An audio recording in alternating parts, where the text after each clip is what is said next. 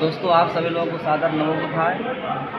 दोस्तों आज हम लोग चौरी चौरा की ऐतिहासिक धरती है और वहाँ के तहसील में हम लोग बैठे हैं और हम लोग के सामने कुंवर हरिलाल निषाद जी हैं जो यहाँ से वकालत करते हैं।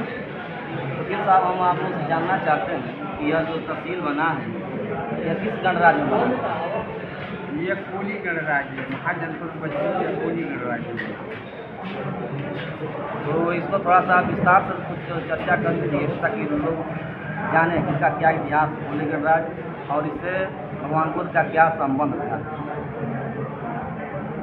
ये कोली गणराज्य है। आज जो जिला गोरखपुर कहलाता है, इसका क्षेत्र बहुत लंबा था। ये बिहार के जो सीवान से लेकर के खैरीगढ़ मतलब जिसको आज जिला लखीमपुर कहते हैं वहाँ तक, और फिर जो है ये तिब्बत से सटा हुआ वहाँ से लेकर के जो है जौनपुर के बीच का ये भाग जो है महाजनपद बज्जी का है। और बज्जी में जो है 7 गणराज्य, 7 गणराज्यों का एक संघ है। उसमें कोली गणराज्य जो है ये गोरखपुर जिले के पूर्वी छोर पर और जो बिरैया का ये सुखदेवपुर जिसको कहते हैं महाबाहुबली राजा निषाद राज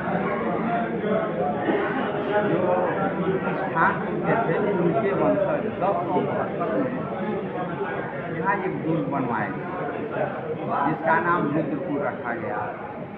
तो ये कोली गणराज्य में पड़ता था, क्योंकि कोली गणराज्य में निवास करने वाले सभी निवासी जो है कोली का देवट था, उसी के नाम पर कोली गणराज्य था। और कोली गणराज्य ये गोरखपुर जिले से पूरब और पिपराइच तक सटा हुआ, आजमगढ़ के बॉर्डर से लेता हुआ बांस गांव होता हुआ ये पश्चिम में गोरखपुर के पश्चिमी छोर पर योगी वशिष्ठनाथ का आश्रम था। उसके पश्चिम तरफ आपका जो है एक नदी बहती थी, उस नदी का नाम अचिरावती था। अचिरावती के संगम पर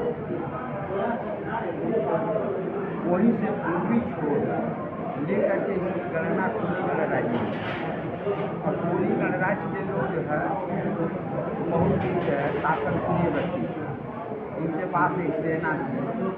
वह सेना जो है अपनी सीमा की रक्षा करती थी। कोली गणराज्य की 2 राजधानी, कोली गणराज्य की पहली राजधानी रामग्राम थी, जिसको रामगढ़ ताल आज कहते हैं। वर्तमान में गोरखपुर जो आजकल का पर्यटन केंद्र बना हुआ है, जिसको हम लोग जो है आज देख रहे हैं, चिड़ियाघर देख रहे हैं, वही स्थल जो है रामग्राम। वहाँ रामग्राम नाम पर रामगढ़ ताल बन गया है और आज उत्तर प्रदेश सरकार उसका सौंदर्यीकरण करा करके बहुत अच्छा बना।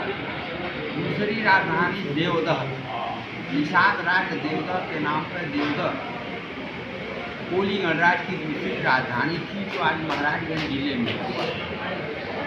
और वहाँ जो है ये बुद्ध जी के पूर्वज निवास करते थे, क्योंकि कोली गणराज्य की राजकुमारी जो है उनकी पत्नी, यशोधरा जो है उनकी पत्नी। तो कोली गणराज्य में इनकी सत्ता और कोली गणराज्य के पश्चिम जो शाक्य गणराज्य था वहाँ उनका जो है निवास स्थल था। ये राजा सुधोधन के वंशज कहलाते थे और इनके पूर्वज जो मगध के सम्राट बिंसार थे, उनके चौथी पीढ़ी के महात्मा बुद्ध जी संतान है। क्योंकि महात्मा बुद्ध और कोली गणराज्य के ये सभी जितने गणराज्य थे ये दूसरे के रिश्तेदार थे। और उस रिश्तेदारी में जैसे शाक्य गणराज्य हो, मौर्य गणराज्य हो, कोली गणराज्य हो, आपके दिल्ली हो, चाहे देवदह हो, चाहे रामग्राम हो, चाहे आज का जो है वैशाली हो, जो लिच्छवी राजकुमार रहते थे, ये सब जो है, चाहे विजय हो, आज का बिहार में पढ़ने वाला जो है विजय गणराज्य, ये सभी 7 गणराज्यों को मिला करके एक महाजनपद बना था। इस महाजनपद का नाम जो है महाजनपद गज्जी था। विशाल राज बाजीश्रवा के वंशज यहाँ शासन करते थे। बाजीश्रवा के पुत्र जो है नचिकेता हुए, नचिकेता के प्रचेता हुए, प्रचेता के वाल्मीकि हुए। इस तरह पूरे देश में कोली गणराज्य के शासक फैल गए। तो इसलिए जो है जो महात्मा बुद्ध जी थे, क्योंकि वो निषाद कुल के थे, इसलिए बौद्ध धर्म को जरूर स्वीकार करते। बौद्ध धर्म स्वीकार नहीं करते, बौद्ध धर्म के संस्थापक वही माने जाते हैं। और संस्थापक होने के कारण जो है जितने इंसान थे, कार्य में जो कोल थे, कोयले थे, टिकट थे, ये लोग जो है क्योंकि इसी कुल के थे टिकट कराते थे। और बुद्ध जी का संबंध यहाँ से बहुत गहरा हुआ। उनका आवास भी था, ससुराल भी थी, सब होने के कारण जो भगवान बुद्ध जो है अब यही से वो सीधे जो है यहाँ पैदा हुए। पैदा होने से ससुराल में आए, ससुराल से उन्हें सीधे ये चले गए बिहार, इसको बोध गया कहते हैं। यहाँ उनको बुद्धि प्राप्त हुई। बुद्धि प्राप्त होने के बाद वो वाराणसी चले आते हैं। तो चूँकि ये क्षेत्र बड़ी क्षेत्र जो है बनारस के राजाओं के अधिकार में ज़्यादा है। निषाद राजगुरु की ससुराल वाराणसी में थी और उन्हीं के निषाद राजगुरु के ही वंशज जो है यहाँ शासन करते थे। पूरे वैशाली नामक ग्रंथ में लिखा हुआ है कि चक्रवर्ती राजा देवदास के 18 पुत्र और सम्राट बाजीश्रवा के 8 पुत्र और निषाद राजगुरु के 10 पुत्र, कुल 36 कुल होते हैं। 36 कुलों का एक शासन जो है कोली गणराज्य में स्थापित। सबकी राजभवन बने थे, मकानें बनी थी और यही से जो है पूरे देश में वो लोग जाकर शासन करते थे।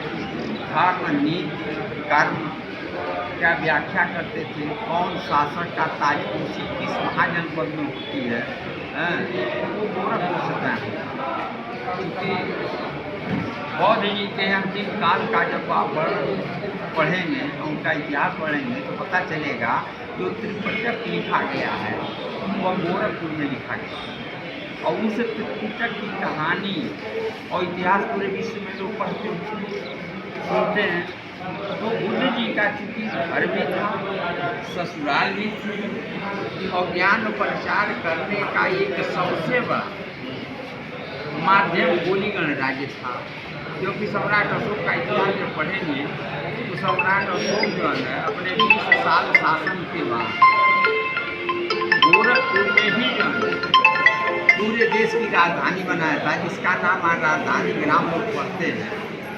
चोरा तहसील में राजधानी ग्राम है, तो वही ग्राम, तभी से उस गांव का नाम जो है राजधानी पड़ गया। विदेश में भी राजधानी।